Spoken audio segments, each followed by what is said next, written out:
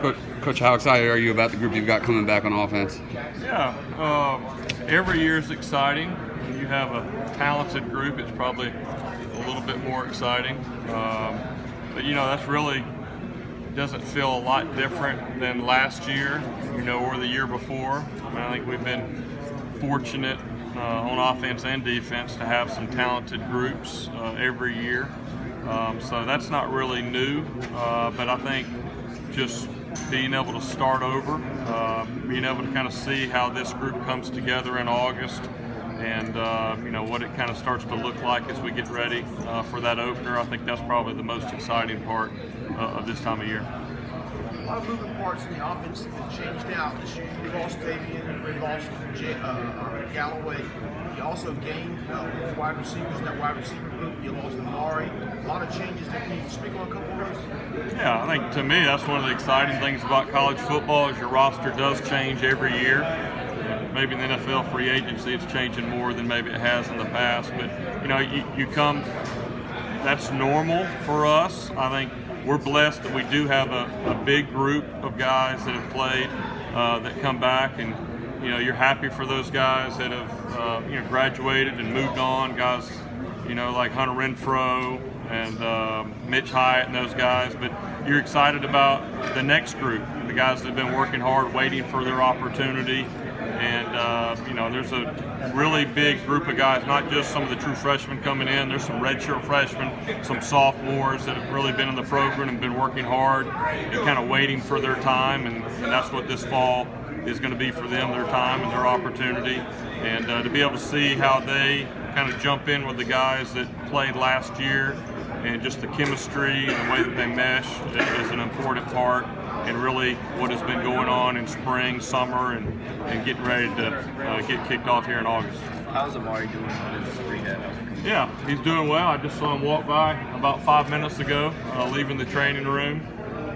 My experience with guys, regardless of position, that have had to kind of battle through an ACL, is it really, a lot of it has to do with the individual, their mental toughness, their mental approach, the way that they attack it.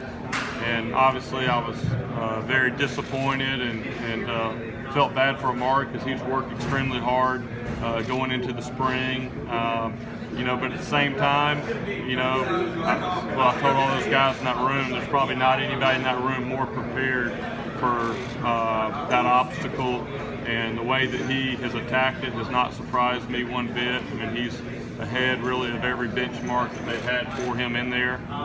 Very similar to when Deshaun Watson was kind of going through that. I think for Amari, it's going to be one of those things that, we're having to kind of say, whoa, and not sick him. Just kind of slow him down a little bit, because he'll want to go out there and do probably a little bit more than the trainers want him to do right now. But I know he's able to do some straight ahead things, and we're hoping in fall camp with the trainers he'll be able to start doing some things laterally. And I expect him back sooner than later, and exactly when that is in the season, will be yet to be determined. And he's doing some running at this point. Is he straight ahead doing some running? Yeah, he is doing some running, and feels really good with where he is right now, as do the trainers. But it's still a process, and it's not something that we're going to rush him back or put him back out there before he's ready, because we think he's going to have a chance to have a really good season for us this year, and we just want to be sure that he's really back to 100% before we put him back out there on the field. Is Cornell that guy right now that would be? There's really there's a group of guys. Cornell's in that mix. DeAndre Overton, TJ Chase. Those are three guys that have really been repping in that 5-man spot, along with Brandon Spector, who just got here in the spring. So I think that competition is still going. I know when we kind of put a depth chart, you kind of have to put something out there, but that will change probably multiple times between now and the first game. And but I'm happy for those guys. You're sad on one point for Amari, but you're also excited for some of these other guys that have been kind of waiting their turn to get their opportunity.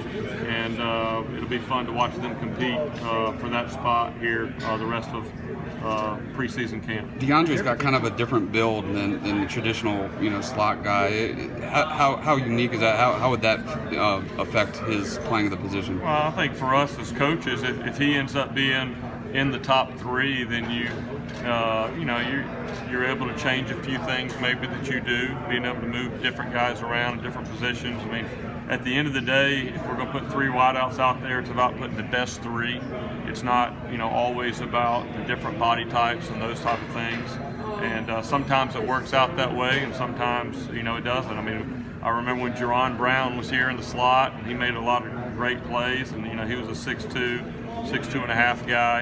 And DeAndre has shown this spring, to be able to make a lot of plays in the slot, along with Cornell and TJ. So, for us, that's not as big a concern as it is making sure that, the guy that fills that role is prepared to do what we ask him to do, and some of that may change based off who's in there.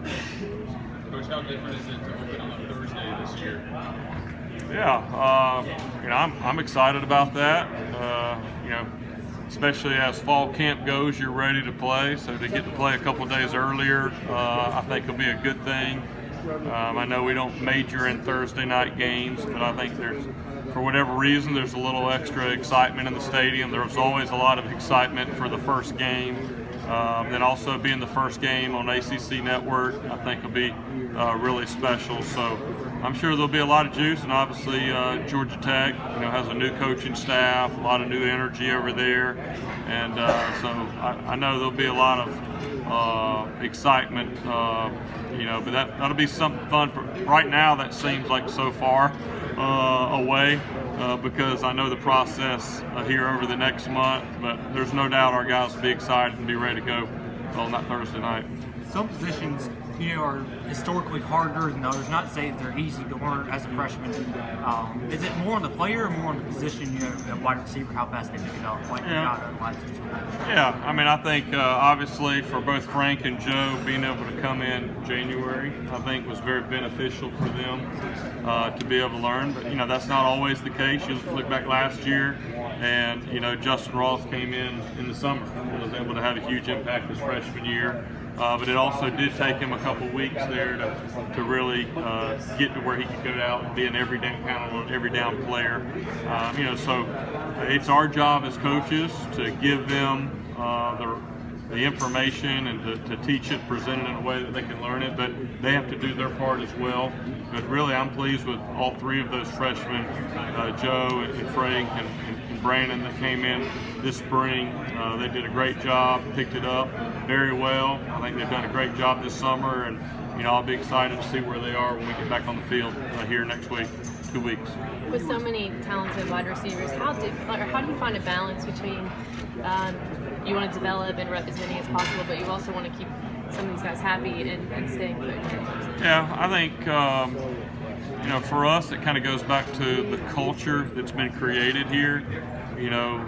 Having a talented wide receiver room is not anything new. I mean, I go back, one of the pictures that I show in the recruiting process, and is the 2012 wide receiver group, and I've got a picture of 6 of them on the bench, and all 6 of those guys have had an opportunity to play in the NFL. And so, one thing that you may think of some other programs and think of 1 or 2 wideouts over the last 5 or 6 years, but when you think about Clemson, there's a lot of guys. I think it was awesome last year that Justin Ross was our leading receiver and didn't start 1 game. So that says a lot to those other guys that maybe aren't the starter right now, that you're going to get opportunity. And for us, Coach Sweeney is really big. If a guy deserves to play, if he's earned the opportunity to play, then we need to give them those opportunities. And the ball finds guys in the games who really have earned that and get open in practice. And it's just something, I think that quarterback develops that trust in practice, through fall camp and through the consistency day after day. So it's something that we talk about and the guys have to buy into, and it's something we talk about in the recruiting process as well. But we play 7 guys a game, and to be honest, I feel like that's been one of the reasons for our success. That I think we played 59 games in 4 years.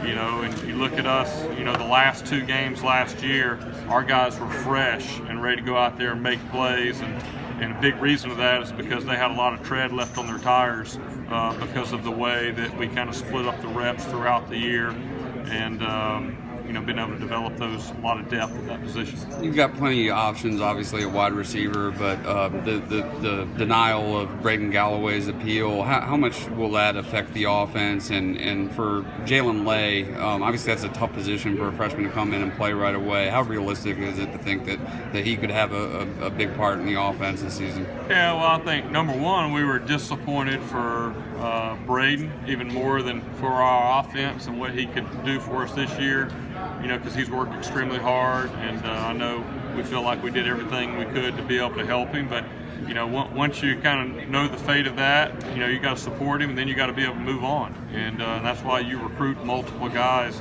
at every position. We got to treat it just like it's an injury, and he's not going to be able to play this year, and so it's our job to get those other guys ready.